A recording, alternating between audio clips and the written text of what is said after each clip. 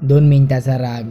लग्नाच्या 2 वर्षांनी एका तरुणाने परदेशात जाऊन व्यवसाय सुरू करण्याची इच्छा व्यक्त केली. जेव्हा त्याने वडिलांना होकार दिला तेव्हा त्याच्या गर्भवती पत्नीला त्याच्या पालकाच्या देखरेखीखाली सोडून व्यवसाय करायला गेला. परदेशात कठोर परिश्रम करून त्याने खूप पैसे कमवले आणि तो एक श्रीमंत व्यापारी बनला. 17 वर्ष पैसे कमवण्यात घालवल्यानंतर त्याला समाधान वाटले आणि तो घरात परत चिंतित लागला. त्याने आपल्या पत्नीला परत येण्याची माहिती देणारं एक पत्र लिहिले आणि जहाजावर चढला. त्याला जहाजात एक माणूस दुःखी बसला आणि म्हणाला. व्यापाऱ्याने त्याच्या दुःखाचे कारण विचारले तेव्हा त्याने सांगितले की एका देशात ज्ञानाची किंमत नाही. मी येथे ज्ञानाची सूत्र विकण्यासाठी आलो आहोत, पण तिथे विकत घेण्यास कोणीही तयार नाही. व्यापाऱ्याला वाटले की मी या देशात खूप पैसे कमवले आहेत आणि ही माझी कर्मभूमी आहे, तिचा आदर केला पाहिजे. त्याने ज्ञानाची सूत्रे खरेदी करण्याची इच्छा व्यक्त केली. त्या व्यक्तीने सांगितले की माझ्या प्रत्येक ज्ञानाच्या सूत्राची किंमत 500 सोन्याची नाणी आहे. व्यापाऱ्याला हा सौदा महाग वाटला, पण कर्मभूमीचा आदर करण्यासाठी त्याने 500 सोन्याची नाणी दिले.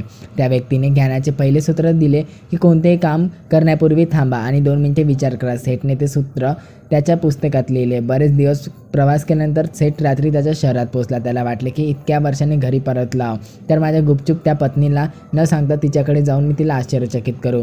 घरच्या दाड्यानं गप्प राहण्याचा इशारा केल्यानंतर तो थेट आपल्या पत्नीच्या खोलीत गेला आणि तिचा दृष्ट पाहून पायाखालची जमीन खिसकली. एक तरुण आपल्या पत्नीसह बेडवर झोपला होता. अत्यंत रागाच्या भारात तो विचार करू लागला की परदेशात असताना तिची काळजी करत राहतो आणि ते इथे दुसऱ्यासोबत झोपत आहे. आज मी दोघांनाही जिवंत सोडणार नाही. रागाच्या भरात त्यानं आपली तरवाल काढली.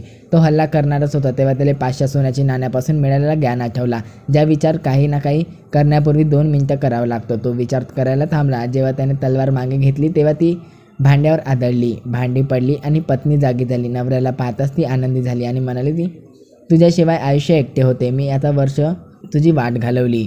त्या माणसाला बेडवर झोपलेलं पाहून व्यापाऱ्याला राग आला, पण त्या पत्नीने तरुणाला उठवण्यास सांगितले. बेटा उठ, तुझे वडील आले आहेत. तो तरुण उठला आणि वडिलांना अभिवादन करण्यासाठी खाली वागताच त्याच्या डोक्यावरील पगडी त्याच्या पायाखाली पडली. त्याचे लांब केस विखरले. व्यापाऱ्याची पत्नी म्हणाली, स्वामी, ती आपली मुलगी आहे. मी तिला लहानपणापासूनच असे सांगू की आपले संस्कार दिले आहे जेणेकरून वडिलाशिवाय तिचा सन्मान कलंबित होऊ शकतो.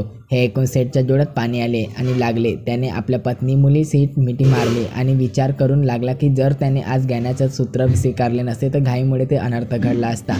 त्या दिवशी ज्ञानाचे सूत्र त्याला खूप महाग वाटले, पण अशा सूत्रासाठी 500 सोन्याची नाणी खूप कमी आहे.